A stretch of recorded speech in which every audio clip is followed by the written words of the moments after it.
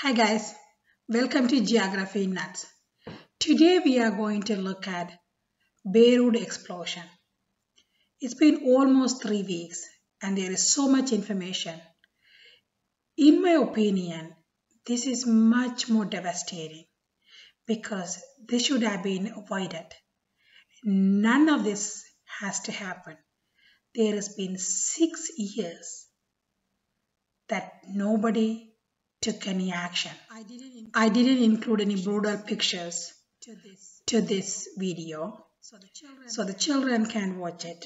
I think we should educate them about the current events, and this is one of them that they should learn. According to the Lebanese folklore, Beirut was destroyed and rebuilt 7 times during its 5,000-year history.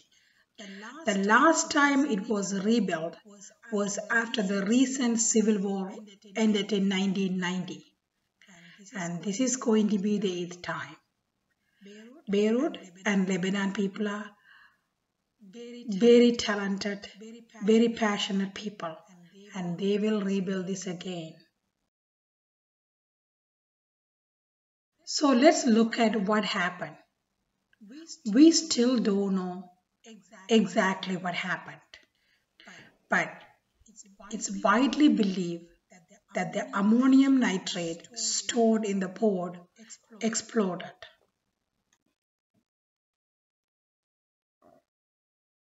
On the afternoon of August 4th, a large fire broke, based on the eyewitnesses, in the warehouse 12 of the Port of Beirut. And the waterside warehouse was situated next to the grain silo. And that's where the ammonium nitrate was stored for 6 years based on the official report. Apparently, they also stored some fireworks in there as well as some oil in the same warehouse or closer to the warehouse. Based on the fire chief, Raymond Farah, they got a call around 5:55 p.m. about the fire in the port. 9 firefighters and 1 medic left the fire station and came to check the port fire. And they called their lieutenant and said, "There is something wrong here. There is a crazy sound and a huge fire." And they asked for some additional help. Other firefighters in the building was about to leave. Around 6 or 8 p.m., they heard a huge blast. The all firefighters are presumed dead, and the medics that came with them was found. So, what caused the initial fire? No one knows. Was the fire accidental or intentional? We don't know yet. There is a speculation that the fire started at the fireworks storage, but we don't know. Or it could be at the oil storage. We don't know, but either of these places probably. And how did they get into fire? Even the fireworks and the oil, they are highly flammable, but you still need a heat source or a fire source, right? It doesn't just burst into flame. So hopefully the officials find out what started the initial fire. Based on the blast, the smoke, and the burst impact, it is reasonable to believe the majority of the damage was caused by ammonium nitrate. Ammonium nitrate looks just like a cooking salt or even sugar with the tiny white crystals. It is cheap to buy and is safe to handle, but storing it for a long term is a problem. Over time, ammonium nitrate absorbs moisture from the air, and the beads stick together and form a huge rock, just like a brown sugar would. When this rock is exposed to heat, it explodes violently, and the shock wave following such a blast is the problem. The explosion produces an area of high pressure that travels faster than the speed of sound, shattering the glasses and destroying everything on its way. That's what happened in Beirut.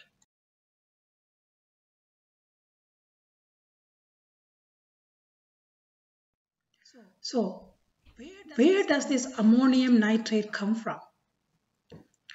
A document unearthed by Al Jazeera says that the ammonium nitrate arrived in Beirut on a Russian-owned cargo ship after the vessel experienced a mechanical problem at sea in 2013. The shipment was abandoned and the cargo was moved to the hangar where it remained there until the explosion. So, since 2003, it is not stored properly and is sitting there and grabbing the moisture from the air and forming into a huge rock. Lebanon custom official requested the disposal or removal of this for over the 6 years, 6 different times, according to the New York Times, but it still remain there. Do you know how much ammonium nitrate was stored in the warehouse? 2,750 tons. And if you look at the pictures, each of these bags hold 500 kilograms. 1 ton is 1,000 kilograms. So, can you imagine 5,500 bags of this ammonium nitrate? That is a lot of ammonium nitrate. Was stored without a proper storage method. We don't know how they were stored or where it is, but all we know is it was just put in the warehouse without a proper storage. In my opinion, this should never have been stored for more than a week. Even that is risky on a port closer to that many people and without a proper storage method. Most of the countries in the world have a very strict rule about storing ammonium nitrate for a good reason. There have been over 30 ammonium nitrate explosions reported in the past 100 years since it was invented and used. So, this is not an unknown issue, this is been known. And this has killed so many people in the past. Many Lebanese experts know about the danger. They did warn years before the explosion. But the authorities didn't take any action. I am wondering why these experts didn't inform the fire department or the police or even leak the news to the news media. There are so many newspapers in Beirut, somebody would have ran a story and forced the officials to take action. Again, it's easier to say after the fact, they should have done that, they should have done this. But if any one of you know if this chemical is stored without a proper safety method. Please sound the alarm. At least learn from this loss. And maybe we can avoid the future blasts like this. This is the beautiful Beirut before the explosion. This picture was taken in 2017. And you can see the grain silo and the pod I circled in red. And this is how the city looks now. Devastating, destroyed, isn't it?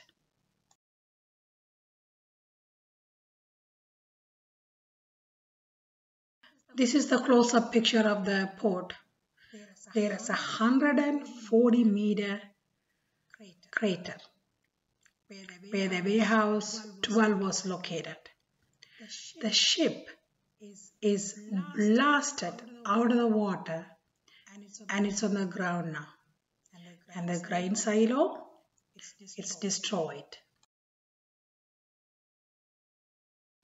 This blast caused at least 177 deaths.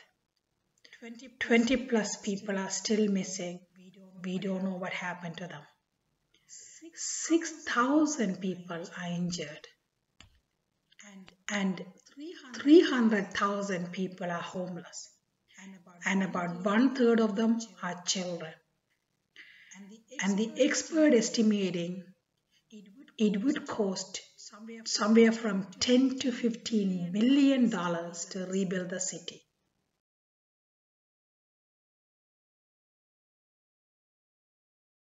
Beirut is not a large city.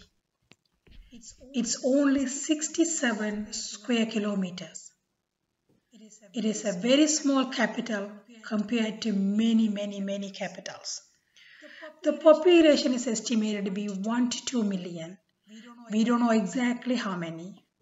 And the blast made 300,000 people homeless. That could be as much as 15 to 30% of the population. And this number expected to grow to 500,000. That's going to be up to 50 to 25% of the population. This picture is from NASA. The dark red pixels represent the most damage and the lighter ones are less damaged but still damaged. Each color pixel represents 30 square meters or a size of a baseball diamond.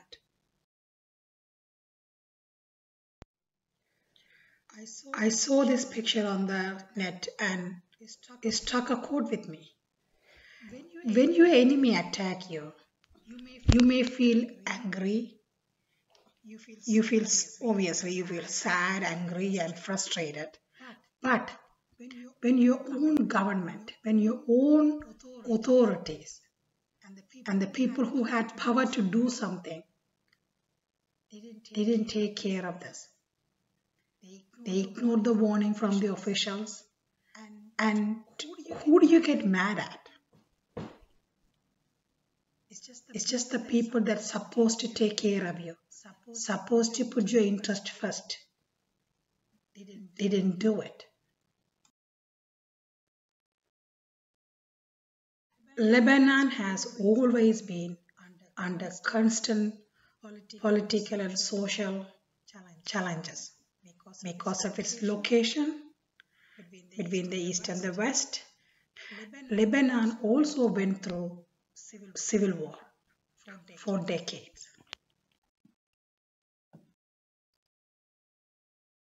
In the past few years, the economy got worse. People of Lebanon was in trouble before the explosion. The economic crisis made Lebanon GDP fell to 44 billion from 55 billion a year ago. Lebanese pound lost 75% of its value. and there were power outages, water shortage, and limited health care. The economic crisis became worse during COVID-19. Now, with the devastating blast, it got worse.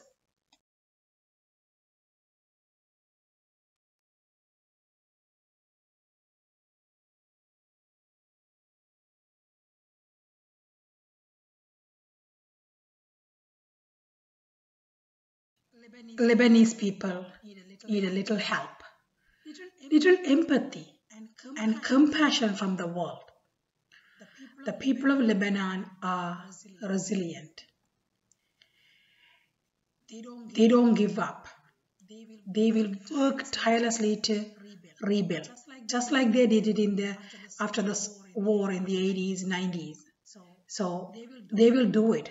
They just need some compassion. Maybe we all can help a little. Let's look at why Beirut is fascinating and interesting, why we should help Beirut and people of Beirut. Beirut is one of the oldest cities in the world. People have been living there for about 5,000 years. The Beirut Sky Bar was voted #1 nightclub in the world.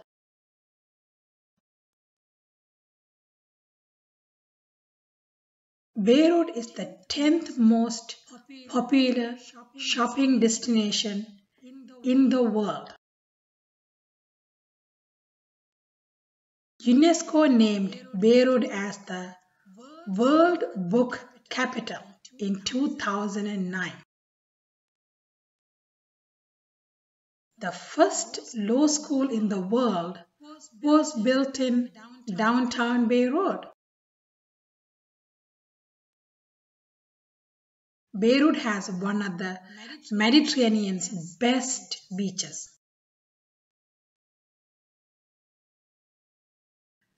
As you can see, Beirut has a lot to be proud of, and they have achieved so many things. I am sure they will rebuild Beirut again and put their mark on the world. They just need a little help. I know all of us are struggling with the COVID-19, but we can help them a little. If all of us do a little, that will be enough. As I mentioned before, the whole country's GDP last year was 44 billion. Experts estimate they need 10 to 15 billion to rebuild Beirut. So that's about more than 1/4 of their total GDP. They cannot do it by themselves. Thank you for watching.